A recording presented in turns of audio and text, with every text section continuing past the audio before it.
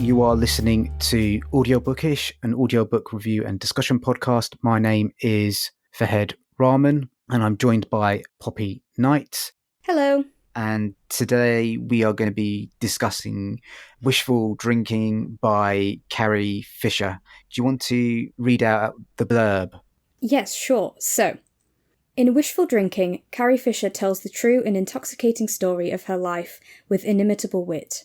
Born to celebrity parents, she was picked to play a princess in a little movie called Star Wars when only 19 years old. But it isn't all sweetness and lightsabers. Alas, aside from a demanding career and her role as a single mother, not to mention the hyperspace hairdo, Carrie also spends her free time battling addiction, weathering the wild ride of manic depression, and lounging around various mental institutions. It's an incredible tale, from having Elizabeth Taylor as a stepmother, to marrying and divorcing Paul Simon, from having the father of her daughter leave her for a man, to ultimately waking up one morning and finding a friend dead beside her in bed. And Carrie Fisher is the daughter of Debbie Reynolds and Eddie Fisher. She became an icon when she starred as Princess Leia in the original Star Wars trilogy. Her studied career included numerous roles such as The Blue Brothers and When Harry Met Sally. She is the author of 6 best-selling books, including Wishful Drinking and most recently The Princess Diarist. So, Poppy, this was on your Book of Year list of last year. So do you want to start with why you liked it and kind of what your initial thoughts about it were? Yeah, sure. So it was cheekily on my Book of the Year for 2021 list because it was, obviously, because unfortunately Carrie is no longer with us. It was not a 2021 book, but it was the book that I first listened to in 2021. And I saw it and thought, I want to listen to it, and bought it and listened to it at the start of January. And it kicked me off, I was discussing as well, on a series of autobiographies. So, yeah, it was a big book for my year of 2021. And yeah, I thought it was really good. I mean, we'll get into this stuff already. I am a Star Wars fan, and that was firstly what drew me to it, made me want to give it a listen. And then, yeah, I really enjoyed it for largely really separate reasons to that. So yeah, and then you also said it was on your list, and I thought it would be good for us to have a chat together about it. Yep, so this was on my to be listened to pile for a very long time, and I just never got round to it. It's quite a curious book because it started off as a stage play, kind of like a one-person show, then got turned into a book, and then got turned into an audiobook. So it's kind of gone from a performance piece to a text back into a performance piece. So yeah, that's kind of quite interesting. And I think it really informs how Carrie performs the text. Yeah, no, I definitely agree. I think that is one of my big selling points about it. And I think I've now mentioned it on, well, this will be at least 3 podcasts, that it really does feel like you are sat in the audience of her one-woman show and she's talking to you about it and performing this to you, which is absolutely lovely. And yeah, a really huge seller for this book as a whole. Yeah, there's one moment that really stands out to me is where she's trying to describe family tree and asking the question whether her daughter is potentially related to her new boyfriend, because like and you can see in your mind's eye, you can see on stage the massive like family tree that she must be pointing to. So it's kind of like moments like that. No, definitely. And I mean, it's interesting that you pick that out as a moment, because that is talking about kind of Hollywood inbreeding is the phrase she uses, I think, isn't it? About, you know, all these celebrities dating each other and having children with each other and all this sort of stuff, and how you connected through fame and all the remarrying that happens and various stuff. And it was, trying to work out if Billy's new boyfriend was in some way related. And I think they decided that not by blood, but definitely by the Hollywood inbreeding standards somehow related. And that's a huge thing of the book. It sort of says it in that blurb, is about Hollywood and fame and the peculiarity of being in that from birth. She talks a lot, certainly in the beginning sections, about what is normal and stuff, kind of the question of someone asking her, what's it like to have famous parents? And it's like, what, as opposed to when I don't have famous parents, and that idea of, I think people can often get lost in that feeling of celebrity being, outside of ordinary, but therefore that they know they're outside of ordinary, I guess.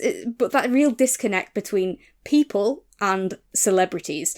Whereas this book really pulls that together and tells you that, celebrities are people too, and so many overlaps, with maybe what we consider ordinary or stuff that wouldn't touch celebrity.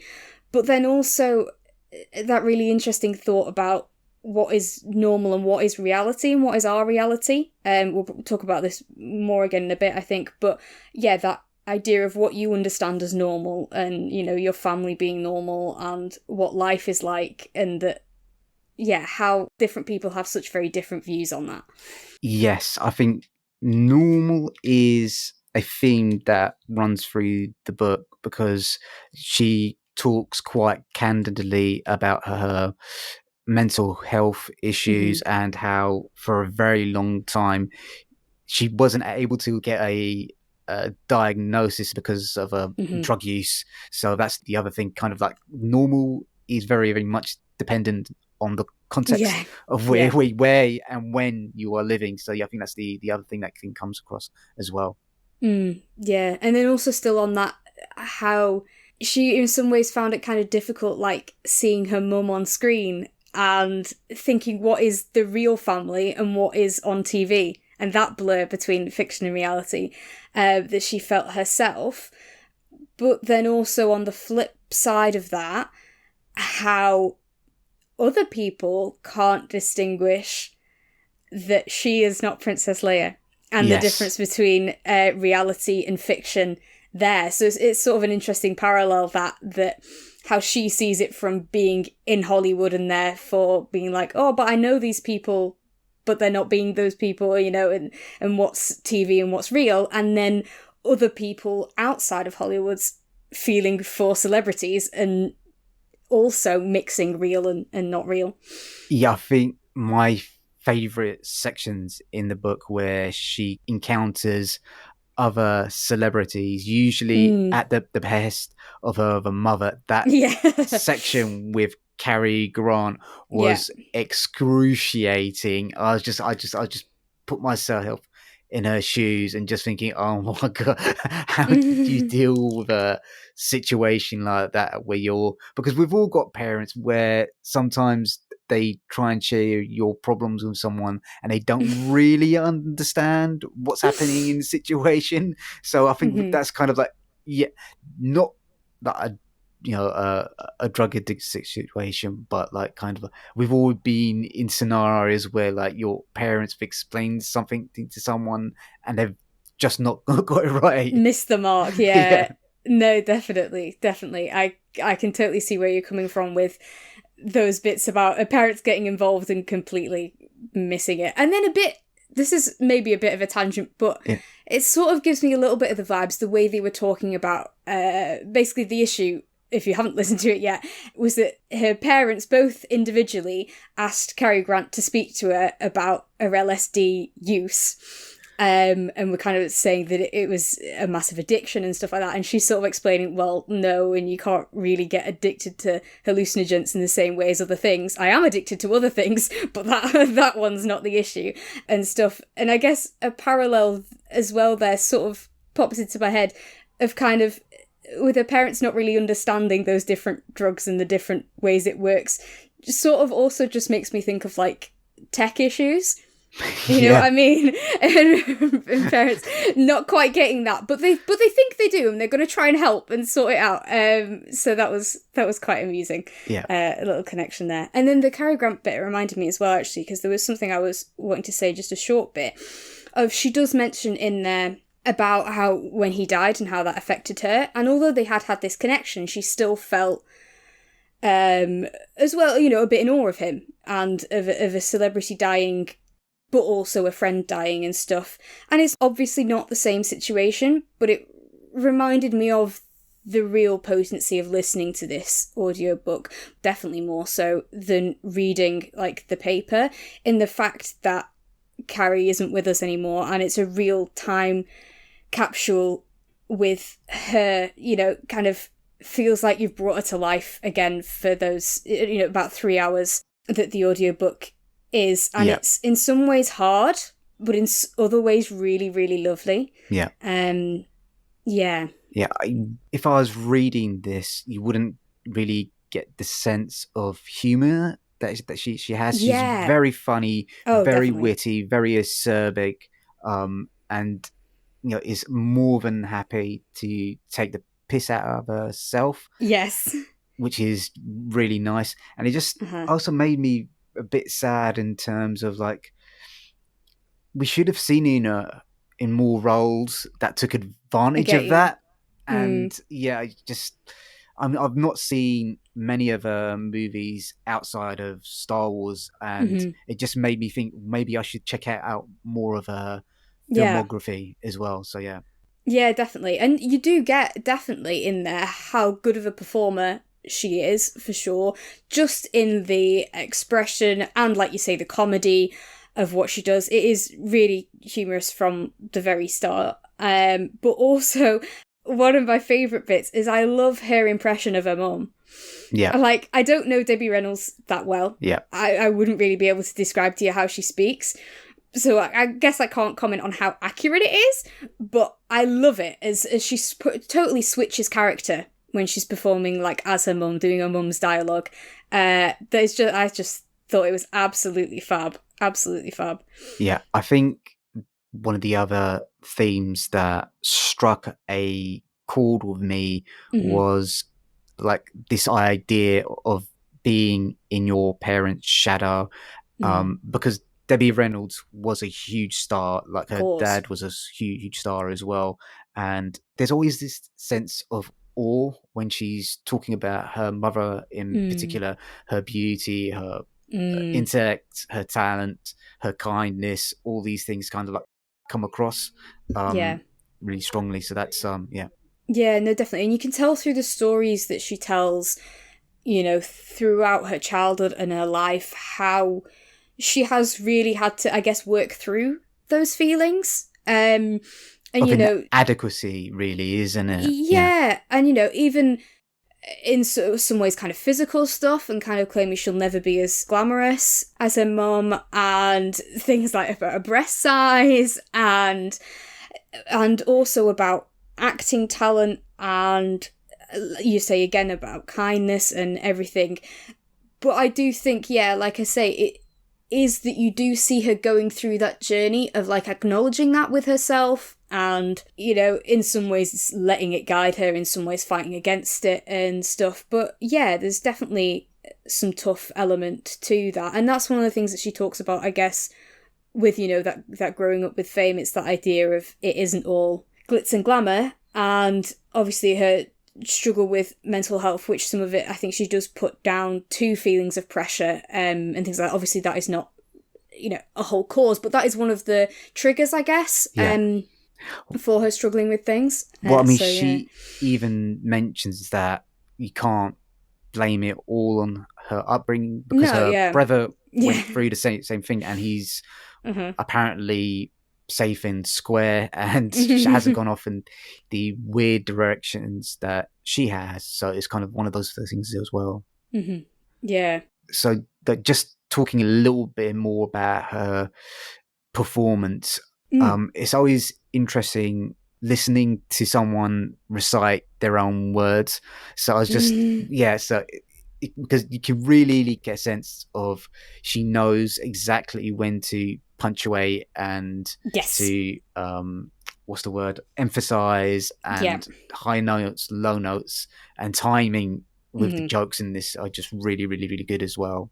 Oh, definitely, agreed.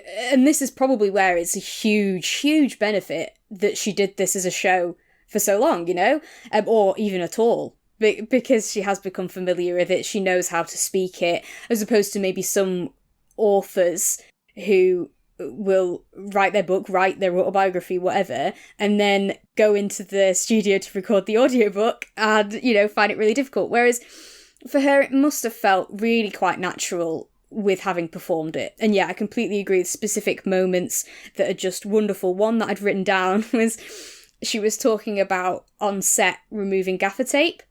And she performs that. She's like, oh, gaffer, or something like that. I can't remember exactly how she does it, and I certainly can't replicate it.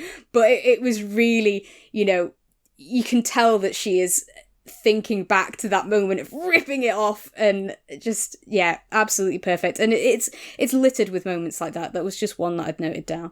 Yeah, that's a bit of a recurring gag about bras in space. Yeah. So that was quite funny. And she does talk a little bit about Star Wars in terms of dealing with the fans and the expectations of what she thought the movie might be, and like that bit was particularly sarcastic. He said, of course we knew it was going to be a massive hit. The only person you didn't know was George Lucas, and we hid it from him. So it's kind of like, you kind of really get a sense of her personality and how sick and tired she's of answering that particular question as well. Yes, definitely. And I mean, that sarcasm throughout is absolutely fantastic. It makes you really warm to her, I think, because she's like that. And now I have one point that actually pulls out a few different things there. So one thing to note about this, obviously, is it is very much Carrie Fisher's view of the world. Yeah. And so with us talking about this, we're not necessarily saying we agree with literally everything that she said, or we think it's a manifesto for life. This is a slice of life. This is, Carrie Fisher giving us 3 hours of her brain uninterrupted. So that is an important thing to know, and there's some sort of maybe dicey things that she might say or stereotypes she may call on that, we wouldn't necessarily condone, but that is it. You're listening to Carrie and her view on the world. And so one example as well, just from that blurb about the fact of her husband leaving her for another man. Now, as a bisexual person, as I've talked about, I have different views on whether that's any different to being left for anyone else, and various stuff caught up in that we don't need to get into. But Carrie's experience as a straight woman of that age in that time, and her views on how that felt to her, are her views on how that felt to her. And that, is a totally valid thing for listening to and interesting to explore. And another thing that I would like to flag, partly as a sort of content warning, I think, really, is that there is a passage that talks about a sexual abuse of her mother when she was younger, where it is discussed, and kind of the wording is used, that it wasn't actually rape, though, and sort of approached like it therefore was fine. Yes. And I'm partly raising as a content warning for that, and also I guess as a thing on our podcast that I'm assuming you feel the same for Head, that we don't agree with that view that that act was therefore okay. And I don't know what the act was, but it sounded like it was a pretty horrific experience. I believe there's a euphemism used in there that makes me think I know what it was. But there we go. It's a slight thing in there. It is only a tiny bit. I don't want to discourage people from listening. I just want to mark out that it's there. But that is a discussion there where it seems quite flippant of, discounting some things as sexual abuse. But I want to put a counter on that, because I think one thing that this does exceptionally well is flag to you other, I guess microaggressions might be the word, that some people probably don't think are sexual abuse, and I think this flags it at least near that camp. And I think that's really important. So going back to what you said about the fans, the fact that men will come up to her and tell her that they masturbated over her every night or multiple times a day, and just think that's okay to just openly tell her that. And the fact that she exposes to us how that made her feel. Yeah. I think, even though it doesn't explicitly say it, I think does make a listener think about, wow, okay, that's not all right, and Yeah. look at the effect that it has on women when people just act like that's okay. To, you know, actively go up to a stranger and tell them that you have done that over their image. I understand that some people don't think there's anything wrong with that, but I think this highlights why this is. Yeah.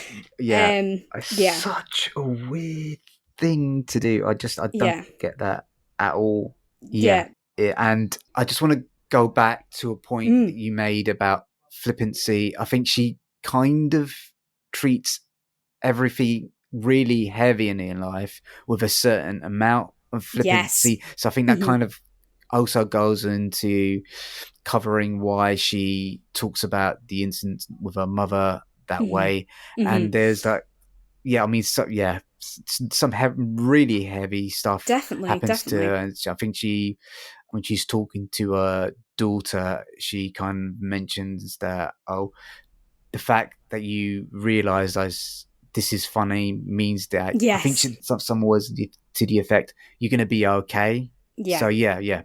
Definitely. This book very definitely does have a kind of laughter can help you through it sort of mentality, not necessarily fix everything, but certainly help you through it, and laughing at the ridiculousness of it, laughing at yourself, definitely. And I think that makes it really quite uplifting and heartwarming listen, even with the really heavy content. And also on the flip side of that, but kind of goes with it, it makes those moments where she is more serious and she is more kind of low about things, that really then punctuates them. As to like, wow, okay, this is important. Not that the other stuff isn't important, but it does highlight those things that presumably she wanted highlighting, maybe consciously or not. It does have a real ebb and flow with the seriousness and the not so, that does make you think on both ends of the spectrum, I think. Yeah, I would agree with that. And this is one of the shorter books that we've discussed, and it went down very smoothly. It was very nice. It didn't outstay its welcome. It had a really nice tempo all the way through. Carrie's a brilliant writer. Really really good stuff there in terms of, wordsmith is the wrong word, but the way she structures sentences and imagery, and like, just going back to the microaggressions, like there's a sex doll of like Princess, and she kind of jokes about going back and fucking herself, which I thought was kind of like a really great gag. So no, definitely, absolutely fantastic, wonderful writer, and a bit like you with the films, makes me want to go and read her other stuff that she's written, both about herself and just novels that she wrote and things. Definitely, she's a fantastic writer and hilarious, really funny. She apparently did a lot of unacknowledged work on lots of film scripts, apparently. So like, her writing footmarks are across lots of different films that you might not associate with her. So you can definitely see that she's got serious writing chops as well. Oh, definitely. I think one thing that really stuck out to me, certainly on the first time listen, was she talks about how she's had ECT as a form of treatment for her mental illness, and discusses how, because of that, she lost a lot of her memory. And she kind of disclaimers this right near the start. And that sort of melds in with that discussion. Like I say, it's a really recurring theme about what is real and what is not. And it's also quite interesting to listen to an autobiography of someone who admits they don't know everything about what's happened to them and their life. And that is really interesting. I don't know that I have a huge point on that, but it is quite an interesting setup, I guess, to the book. And a little bit weird at parts how it sort of feels a little bit like an advert for ECT, I guess. But I think it's about educating people on it and removing stigma from it. I think definitely more so. So yeah, it's a large part of the book and an interesting part. But yeah, what were your thoughts on that? I thought it was an interesting device because she immediately sets out the fact that she's an unreliable narrator, which was kind of quite interesting in terms of when you're looking back at your life, kind of like, can you assess things like objectively? And how do you assess things that you can't even remember that are probably related back to you by other people who've got their own kind of like agenda and their own faulty memory of things as well. So that is kind of like an interesting thing that I thought came across in the book as well, because she does mention quite often like, well, I was blackout and I can't remember this, and stuff like that. No, definitely. And I mean, you sort of raised an interesting point there about how everyone's autobiography is an unreliable narrator, aren't they? You know, they're seeing it through their own gaze, their own memories that have changed through time. We all know how memory works that way. And regardless, just your own view of yourself distorting things and stories. So I guess in some ways, maybe it's not really that different. But yeah, it is an interesting setup to know that she lost so much of that time in her memory, but then also speaks about it through, I guess, some memory that's still there and knowing from other people and stuff like that. Yeah. So I can't recommend this enough. If you're a Star Wars fan, I think this is a really great way to get to know one of the key pillars of that universe. And Carrie comes across as such a warm, compassionate, funny woman. And it's kind of like, as you mentioned at the start, it does feel like you're in a conversation with her and she's just like telling you these stories at a very, really kind of like engaging way. So it was really an enjoyable experience and it goes down really smoothly as well. Yeah. No, I fully agree. And I mean, I've now listened to this twice because I listened to it back in Jan and then I made sure to refresh, last Jan, and then I made sure to refresh my memory of it before this. And yeah, really enjoyed it both times and picked out different things this time than I picked out last time. So it's definitely one that, you know, is definitely replayable, re-listenable to, if that's a strange phrase.